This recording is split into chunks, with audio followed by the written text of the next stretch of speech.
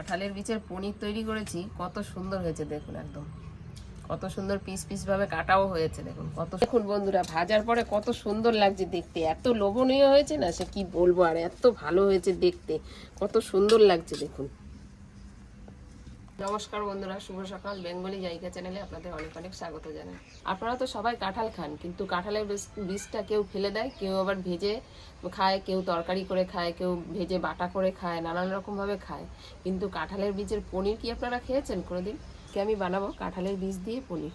আপনারা ভিডিওটা প্রথম থেকে শেষ অবধি দেখুন, স্কিপ করলে কিন্তু বুঝতে পারবেন না আমি কিভাবে কাঁঠালের বীজ দিয়ে পনিরটা তৈরি করছি। কাঁঠালের বীজগুলো আমি খোসা ছাড়িয়ে এভাবে ধুয়ে পরিষ্কার করে নিয়েছি। আপনারাও কিন্তু এভাবে পরিষ্কার করে নেবেন ধুয়ে। কাঁঠালের বীজগুলো তো আমার পরিষ্কার করা হয়ে গেছে। এবার একটা গ্রেট করার মেশিন নিয়েছি এরকম, এইটার মধ্যে আমি কাঁঠালের বীজটা গ্রেট করে নেব।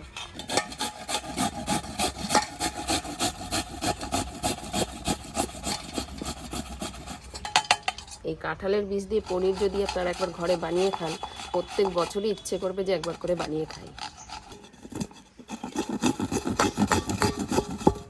আপনারা ঠিক এইভাবে কাঁঠালের বীজগুলোকে এরকমভাবে ঘষে নেবেন।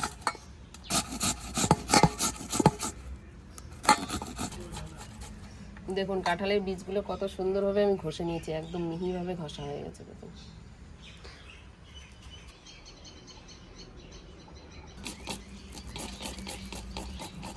কাঁঠালের বীজগুলো সব গ্রেট করা হয়ে গেছে। বাকি যে বড় বড় অংশগুলো থাকে ঘষতে ঘষতে, সেইগুলোই যে আমি এরকমভাবে বাদ দিয়ে দিয়েছি।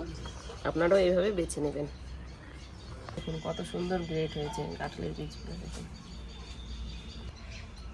এবার আমি কর্নফ্লাওয়ার দিয়ে আর অল্প অল্প করে জল দিয়ে মেখে নেব।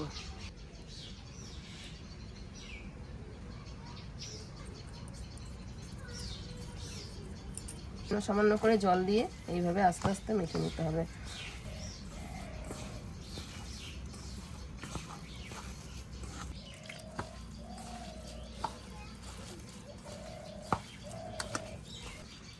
এইভাবে কর্নফ্লাওয়ার দেওয়ার পরে অল্প অল্প জল দিয়ে এইভাবে মাখিয়ে কর্নফ্লাওয়ারটা ভালো করে মিশিয়ে পরিমাণ মতন জল দেবেন, যাতে কাঁঠালের বীজগুলো একটু সেদ্ধ হয়। এটা তো আমি কড়াইতে দেবো, কড়াইয়ে দিয়ে তারপরে সেদ্ধ করতে হবে অল্প।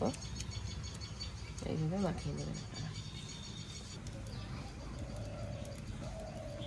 উনুনটা ধরিয়ে নিয়েছি, কড়াইও বসিয়ে দিয়েছি, কড়াই গরম হয়ে গেছে। এবার কড়াইয়ে কাঁঠালের বীজ মেখে রেখেছি কর্নফ্লাওয়ার দিয়ে, এবার দিয়ে দেবো।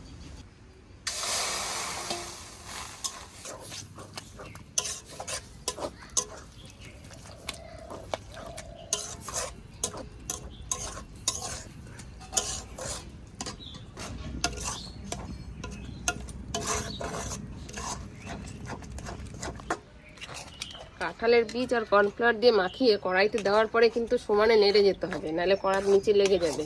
আর নাড়তে নাড়তে পুরো একদম ছানার মতন করে দিতে হবে। ছানা দিয়ে একদম যেরকম তৈরি হয় পনির, সেইভাবেই করতে হবে।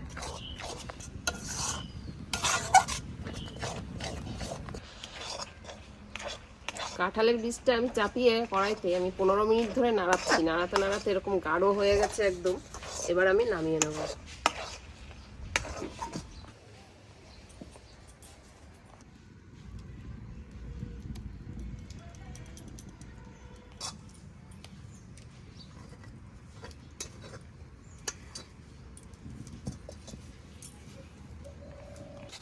এভাবে গরম থাকতে থাকতে এভাবে খুন্তি দিয়ে, হাত দিয়ে তো আর পারা যাবে না গরমে, হাত খুন্তি দিয়ে এভাবে ছড়িয়ে ছড়িয়ে দিয়ে একটা থালার মধ্যে বসিয়ে নিতে হবে।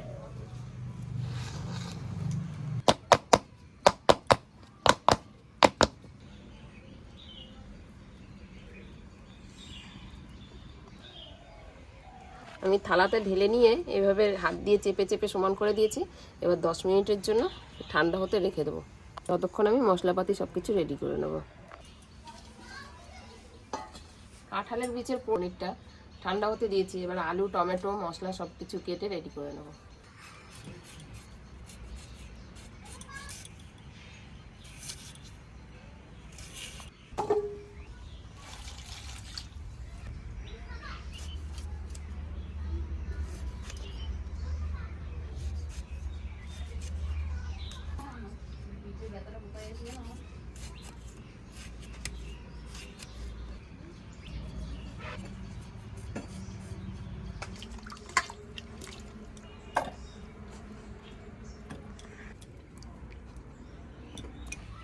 আদা লঙ্কা জিরে একসঙ্গে বেটে নেব।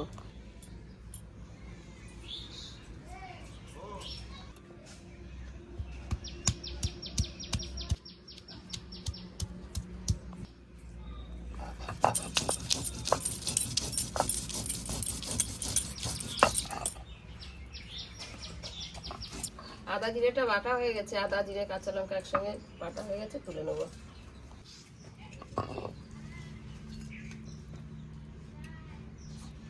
চাল মগজ আর কাজু একসঙ্গে বেটে নেব।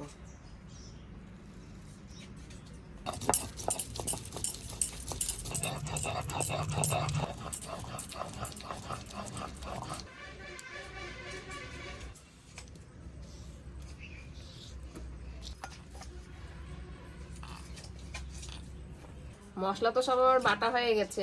এবার কাঁঠালের বীজের পনিরটা যে তৈরি করেছি সেটা যে জমতে দিয়েছিলাম, দেখি এবার কেমন কি হলো। কত সুন্দরভাবে জমে গেছে। এবার আমি কেটে নেব এটা।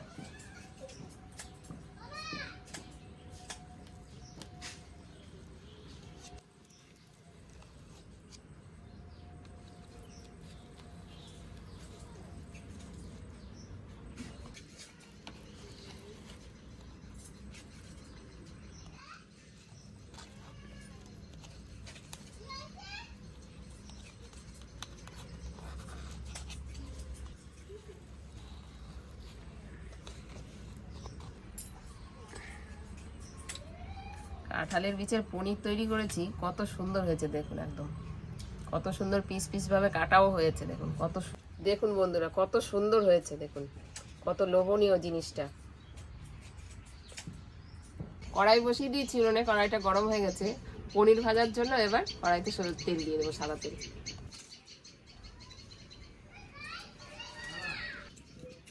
তেল গরম হয়ে গেছে, এবার গরম তেলে পনিরগুলো ভেজে নেব।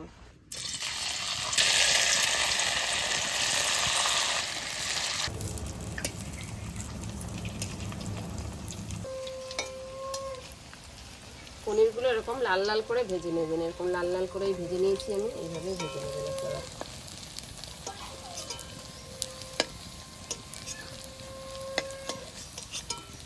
দেখুন বন্ধুরা, ভাজার পরে কত সুন্দর লাগছে দেখতে, এত লোভনীয় হয়েছে না সে কি বলবো, আর এত ভালো হয়েছে দেখতে, কত সুন্দর লাগছে দেখুন। বাকি পনিরগুলো আমি এভাবেই ভেজে নেব। সব পনিরগুলো আমার ভাজা হয়ে গেছে, এবার তুলে নেব।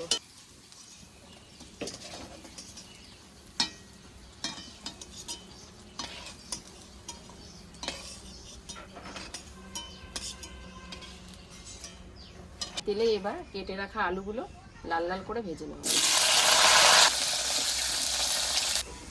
আলুটাও লাল লাল করে ভাজা হয়ে গেছে, এবার তুলে নেব।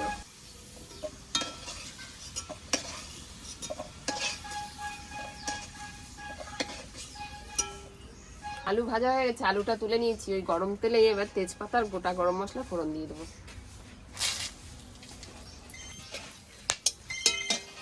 কেটে রাখা টমেটোগুলো দিয়ে দেবো।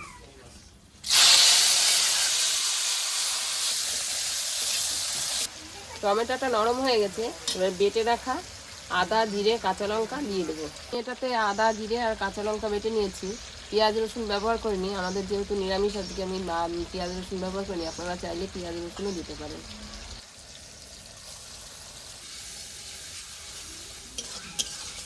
এবার পরিমাণ মতো নুন হলুদ দিয়ে দেবো।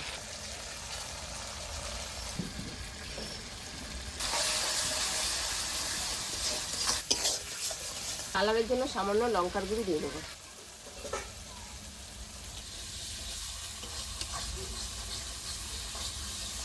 মশলাটা খুব ভালোভাবে আমার কষানো হয়ে গেছে, এবার বেটে রাখা চাল মগজ আর কাজুটা দিয়ে দেবো।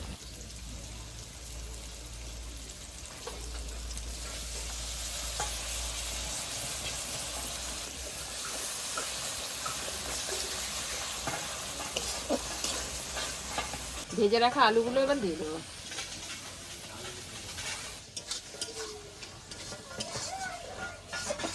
কাঁঠালের বীজ দিয়ে যে পনিরটা তৈরি করেছি ভেজে রেখেছি, এটাও আমি দিয়ে দেবো এবার।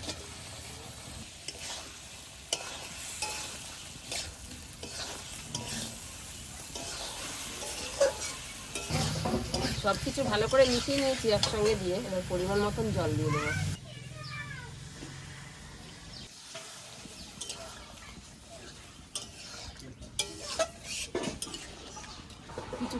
ঢাকা দিয়ে দেবো এবার।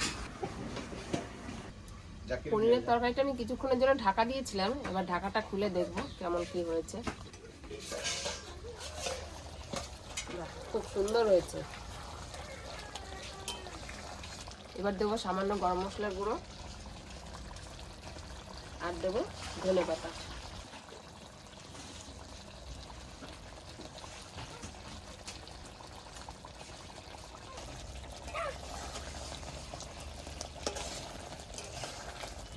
এবার আমি নামিয়ে নেবো তাকে।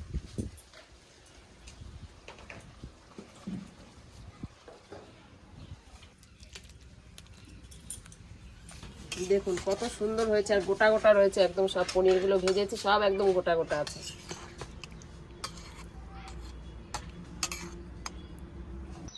বন্ধুরা, আজকে আমাদের বাড়িতে দারুণ একটা জিনিস রান্না হয়েছে। কাঁঠালের বীজ দিয়ে পনির তৈরি করেছে মা।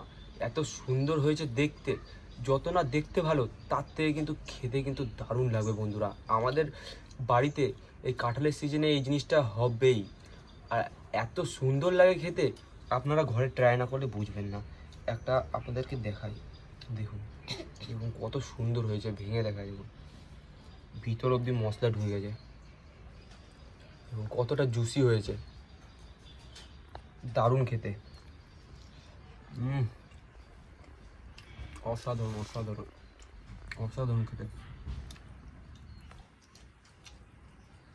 না, ভালোই হয়েছে। কাঁঠালের বীজ দিয়ে তৈরি করেছে, পনিরের মতন কেটে, পনিরের মতন পনির একটু ছোট হয় কাটা, একটু বড় হয়ে গেছে, খেতে হেবি টেস্ট।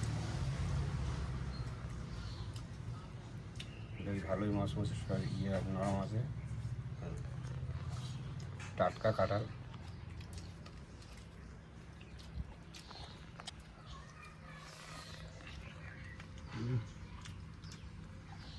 অসাধারণ অসাধারণ।